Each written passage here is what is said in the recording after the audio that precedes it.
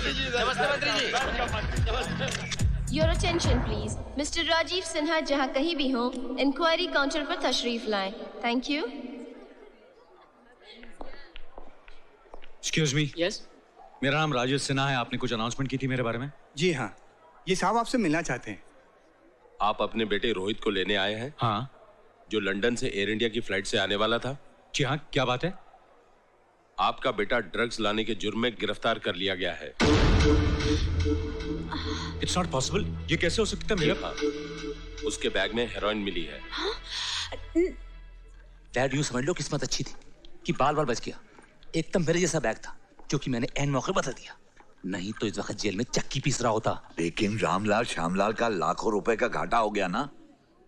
अरे जान बचाना तो अच्छी बात है बेटे, लेकिन वो ड्रग्स का बैग किसी तरह भी बाहर आ जाता ना तो दोनों बाप बेटे ऐश करते.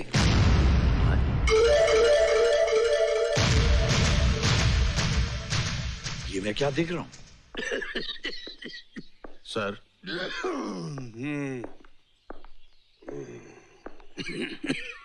प्रोसिक्यूशन का नया केस है सर. मुझसे कितने केस हैंडल करने की उम्मीद की जाती है खन्ना.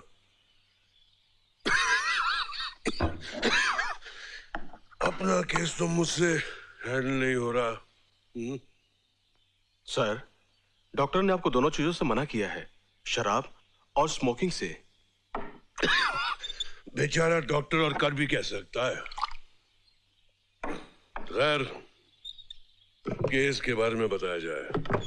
किसकी मौत आई है? सर, ये केस रोहित नाम के लड़के के बारे में है जो लंदन से आया है और ड्रग्स के जुर्म में पकड़ा गया है. इसमें कौन सी खास बात है? ये केस को तो तुम खुद हैंडल कर सकते हो. इस केस की अहमियत ये है कि ये लड़का आपके दोस्त राजीव सिन्हा का इकलौता बेटा है.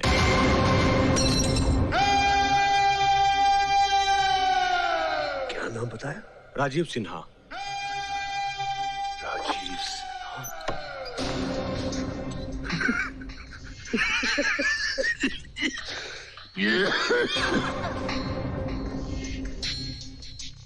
राजीव सिन्हा. आखिर किस्मत ने मुझे मौका दे ही दिया. देर आए दुरुस्त आए. अब मैं बदला लूंगा. उसके बेटे को जिंदगी भर के लिए जेल की कोठरी में फेंक दूंगा. राजीव को बदनाम करके रख दूंगा. वो दोनों मेरी मुट्ठी में, मेरी मुट्ठी में. राजीव और सीमा. वकील साहब, मेरा बेटा बिल्कुल बेकसूर है. वो ऐसा गुनाह नहीं कर सकता. भाई आप तो कुछ ज्यादा ही घबरा गई मिसेस राजीव सिन्हा. देखिए, आपका बेटा पहली पेशी में बरी हो जाएगा. Don't worry. हमारे स्टाफ ने एक सबूत का पता लगाया है और उस सबूत से आपका बेटा बिल्कुल बेकसूर साबित होता है. ये देखिए, आज का अखबार देखिए. इस तस्वीर को जरा गौर से देखिए. ये चीफ मिनिस्टर खड़े हैं और इनके पीछे सामान की एक ट्रॉली नजर आ रही है. इस ट्रॉली पर एक सूटकेस और एक बैग रखा हुआ है. दरअसल ये बैग आपके बेटे रोहित का है और इस बैग को इस आदमी ने अपने बैग से बदल दिया है क्योंकि दोनों बैग एक जैसे हैं और इसी बात को आपके बेटे रोहित ने कंफर्म किया है. ये कोर्ट में साबित हो सकता है? बिल्कुल भाई. वो कहते हैं ना कि चोर हमेशा अपनी कोई न कोई निशानी छोड़ ही जाता है. अब देखिए, इस तस्वीर को आप जरा गौर से देखिए.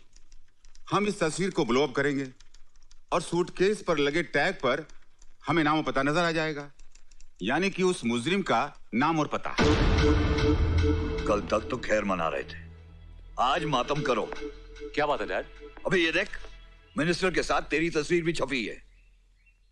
डैड, इसमें तो सिर्फ बैग नजर आ रहा है, मैं क्या दिखाई दे रहा हूँ? अरे कभी तो अपनी अकल इस्तेमाल कर लिया कर. तेरा क्या ख्याल है, फोटोग्राफर ने एक ही तस्वीर ली होगी? अरे किसी तस्वीर में तेरी शक्ल नजर आ गई ना तो हमारा कच्चा चिट्टा सब खुल जाएगा. अरे तुम मुझे भी चक्की पीसनी पड़ेगी. तो अब क्या करें डैड? अबे डैड के बच्चे,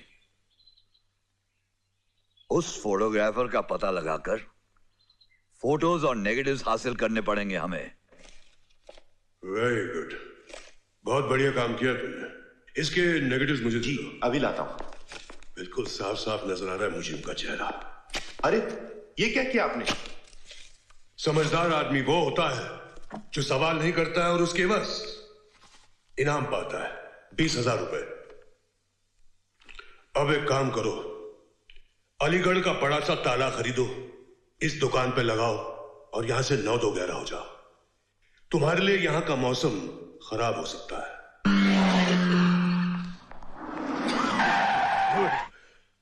डैड, हाँ, यही उस फोटोग्राफर की दुकान है।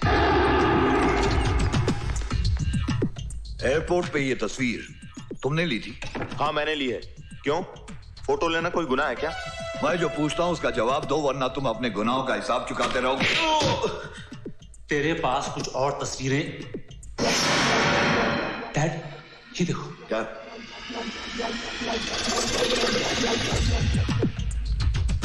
जब तबाही आती है ना तो तस्वीर बनकर आती है। ये देखो, तुम्हारी शक्ल साफ नजर आ रही है। इसके नेगेटिव्स कहां हैं? मेरे पास नहीं है। क्यों जान देने में तुला है? जल्दी निकाल। निकाल जल्दी। मैं सच कह रहा हूं, मेरे पास कुछ नहीं है। अभी अभी एक आदमी आया, पैसे देकर सारे नेगेटिव्स लेकर चला गया और कह रहा था दुकान पे ताला लगा दो। ताला लगा दो? कौन था वो? वो फोटोग्राफर लापता है। उसे जमीन खा गई या आसमान। उसने अपनी दुकान बंद कर दी, यानी कि उसकी दुकान पर ताला लगा हुआ है और उसका कोई पता नहीं।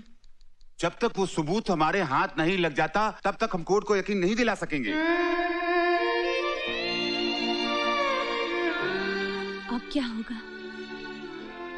और कोई रास्ता? बना बनाया केस था, लेकिन अब वो उलझ गया है। ऊपर से वो कमबख्त सड़ा पब्लिक प्रोसिक्यूटर जो हमेशा जला भुना बैठा रहता है। वो पब्लिक प्रोसिक्यूटर नहीं है, जल्लाद है, एकदम जल्लाद। कौन है वो? Amar Saxena. Oh my god, Amar? Sir, आपने रोहित के केस को बहुत पेचीदा बना दिया है।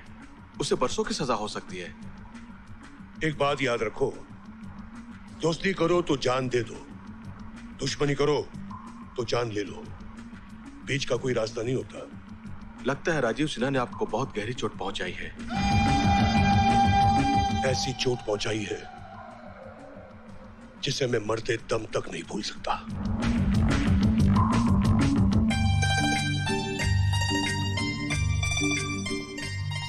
सुनाइए। कौन? मैं बोल रही हूँ। वो लाइट चली गई है, आपको फ्यूज लगाना आता है? फ्यूज? जी हाँ, फ्यूज। हाँ, क्यों नहीं, नो प्रॉब्लम। अजी लाइट का क्या है, ये तो आती जाती रहती है, आप घबराइए मत। आज सिर्फ इतना बताइए, फ्यूज बॉक्स का है? आइए। ओके। मुझे अंधेरे से बहुत डर लगता है। अरे मैडम, अंधेरा तो बहुत कमाल की चीज है। अरे संभल के। नहीं, सब पर पर्दा रखता है। ये कमबख्त रोशनी है जो सबको नंगा कर देती है। घर में टॉर्च है? नहीं है। माचिस तो होगी? माचिस? माचिस आग लगाने के काम आती है। माचिस कहीं पड़ी होगी। और एक तार, क्योंकि तार के बिना एक सिरा दूसरे सिरे से नहीं जुड़ता। मैंने आपको बुलाकर कहीं गलती तो नहीं कर दी? जी? हाँ नहीं, कुछ नहीं। इसका फैसला इतनी जल्दी मत कीजिएगा। हाँ? अच्छा, ये लीजिए तार और ये माचिस। Thank you, thank you. 2 minute का काम है, लगाना है।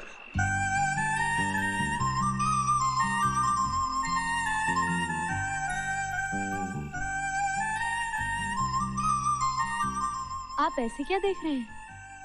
आज पहली बार जिंदगी में पता चला रोशनी कितने काम की चीज है। क्या हुआ? फ्यूज उड़ गया। फ्यूज उड़ गया? हाँ, आपके घर का फ्यूज उड़ गया ना? वो फ्यूज? हाँ, सामने है। आप मुझे माचिस दे दीजिए, मैं रोशनी कर देती हूँ। ये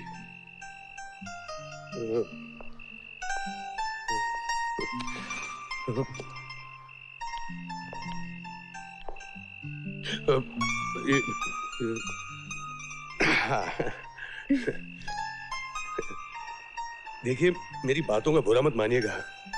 इस कमबख्त जिंदगी ने आदमी से जोकर बना दिया है।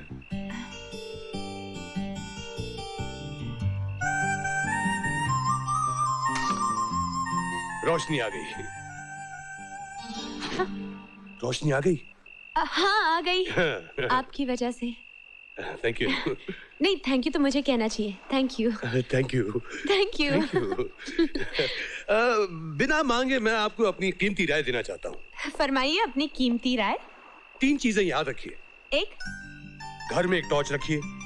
दूसरी, किसी अजनबी को अपने घर में मत बुलाइए। तीसरी, आइंदा आपका फ्यूज खराब हो तो सिर्फ मुझे बुलाइए। बाय। बाय। तुमसे कितनी बार कहा है जी कि घर का खर्चा पूरा दिया करो या खुद ही घर चलाओ। तुम तो जानती हो कि मैं कितना कमाता हूँ। तो मैं क्या करूँ? तुम्हारी तनख्वाह तो बढ़ती नहीं, लेकिन महंगाई तो बढ़ती है। अरे शांति, तुमसे कितनी बार कहा है कि जरा हाथ खींच के खर्च किया करो। अच्छा, मुझे हाथ खींचने को कहते हो, लेकिन अपने भाई से क्यों नहीं कुछ कहते? 4 पैसे की मदद कर देगा तो उसका वजन हल्का नहीं हो जाएगा। जब वो काम पर लग जाएगा ना, खुद ब खुद मदद कर देगा। पता नहीं कब वो शुभ दिन आएगा। तुम कब आए? अभी अभी आए हैं। आप इधर से आए, चाचा यहाँ से आए। जाओ अमर, जाके आराम करो, थक गए होगे। चाचा आप ऊपर जाइए, मैं आपके लिए खाना लेकर आती हूँ। मम्मी चाचा के लिए खाना ले जाऊं? देती हूँ। काम धाम तो कुछ करता नहीं, बस रोटियां तोड़ता है। मम्मी तुम क्यों बार बार चाचा के बारे में? चाचा की चमची। एक टॉर्च और एक फ्यूज वायर देना। फ्यूज? आपको फ्यूज लगाना आता है या किसी को भेज दूं? फ्यूज लगाने वाला है। बोलिए कब आऊं? आप यहाँ क्या कर रहे हैं? मेरी भाभी ने मेरा फ्यूज उड़ा दिया, आज आप लगा दीजिए। ये लीजिए फ्यूज और टॉर्च। टॉर्च हिसाब में लिख देना। क्या हुआ? क्या आप बता सकती हैं कि बैंगन को बैंगन क्यों कहते हैं? बिल्कुल बता सकती हूँ, इसलिए कि उसकी शक्ल बैंगन जैसी है। वाह, क्या सोच है आपकी। आप ही मेरी जिंदगी में रोशनी कर सकती हैं। आगे बोलिए, आपकी प्रॉब्लम क्या है? मेरी प्रॉब्लम यह है कि मेरी भाभी ने पहली बार मुझे सब्जियां खरीदने की असाइनमेंट दी है। और आपको कद्दू भी खरीदना नहीं आता? अरे कद्दू ही तो खरीदना है। आपकी लाइफ का क्या होगा? कुछ नहीं होगा, मैं जानता हूँ। बस आप कभी कहीं किसी मोड़ पर मिलते रहिएगा। एक कद्दू देना भाई, कद्दू। भाभी, भाभी, अरे भाभी देखो क्या ताजी ताजी सब्जियां लेकर आया हूँ, खुश हो जाओगी। तुम अपने देवर को बेकार समझती थी ना, आज बैंगन लौकी गोभी देखकर मान जाओगी कि हम भी आदि काम के हैं। अच्छा, चाहे पूजा के कमरे में रख दे थाली। रख देते हैं। एक दिन भाजी क्या ले आया, अपने आप को आदमी समझने लगा। काम धाम कुछ होता नहीं, कद्दू करेगा। क्या हुआ भाभी? मच्छी, मुर्गी, सब अपवित्र कर दिया। बैंगन को भुर्ता बनते तो सुना था, मुर्गी बनते पहली बार देख रहा हूँ। हाय हाय हाय, किस जन्म का बदला ले रहा है तू मुझसे अमर? अभी अभी तो पूजा की थी, स्नान किया था। हाय हाय, सब अपवित्र कर दिया, भ्रष्ट कर दिया मुझे। एक काम करने को कहा था, सत्यानाश कर दिया पूरे दिन का। अब कौन सफाई करेगा मेरी रसोई की? अरे खड़े खड़े मुंह क्या देखता है, उठा के फेंक किसको बाहर। हिंदू? लेकिन ये तो उसका थैला है। लौकी, बैंगन, मगर मैंने तो मुर्गी और मछली खरीदी थी। ये बैंगन और लौकी कहां से आ गए? लगता है बैग बदल गया। जरूर वही होगा। अरे रुको, कमिंग। भाभी से पिटते पिटते बचाओ और भागते भागते आया हूँ। आप तो पिटते पिटते बच गए, मगर मैं तो शायद पिट ही जाती। ये लीजिए आपका बैग और मुझे दीजिए मेरा।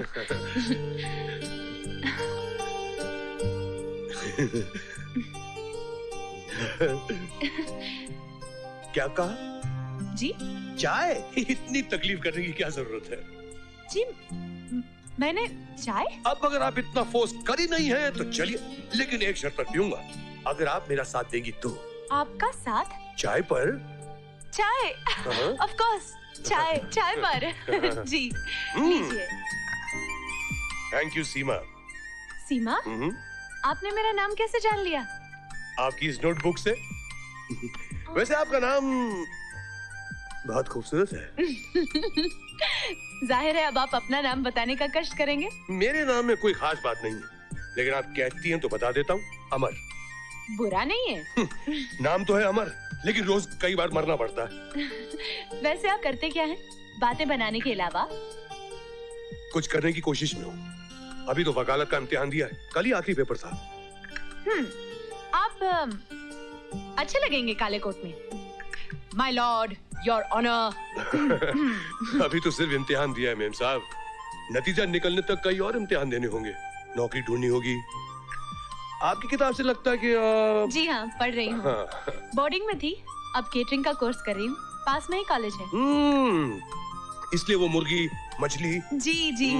और अगर आप बैग न लाते तो क्लास में बैंगन के साथ मेरा भरता बन गया होता।